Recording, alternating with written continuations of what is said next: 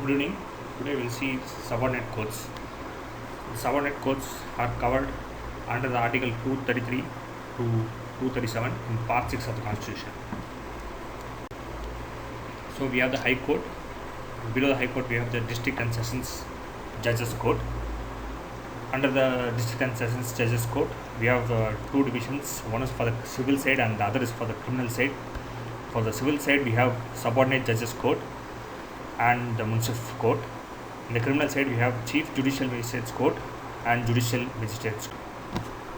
The state judiciary consists of a High Court and a hierarchy of subordinate courts or lower courts. The subordinate courts are subordinate to the state High Court.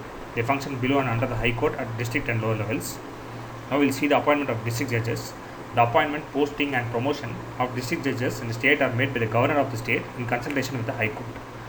The essential qualifications are: they should not be already in service of central or state government.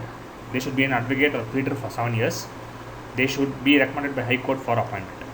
Now we will move on to the appointment of other judges. The appointment of persons other than district judges to the judicial service of a state are made by the governor of the state after consultation with the State Public Service Commission and the High Court. Now we will see the control over subordinate courts. The control over district courts and other subordinate courts, including the posting, promotion and leave of persons belonging to the judicial service of a state and holding any post inferior to the post of district judge, is vested in the High Court. The district judge includes judge of a city civil court, additional district judge, joint district judge, assistant district judge, chief judge of a small court court, chief presidency magistrate, additional chief presidency magistrate, sessions judge, additional sessions judge and assistant sessions judge. Now we will see that the application of the above provisions to certain magistrates. The governor may direct that the above mentioned provisions relating to persons in the state judicial service would apply to any classes of magistrates in the state. Now we will see the structure and jurisdiction. The organization structure, jurisdiction and nomenclature of the subordinate judiciary are laid down by the states. Hence they differ slightly from state to state. Broadly, there are 3 tiers of civil and criminal courts below the High Court. The district judge is the highest judiciary authority in the district. He possesses original and appellate jurisdiction in both civil as well as criminal matters.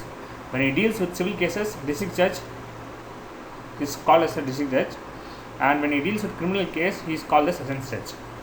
The district judge exercises both judicial and administrative powers.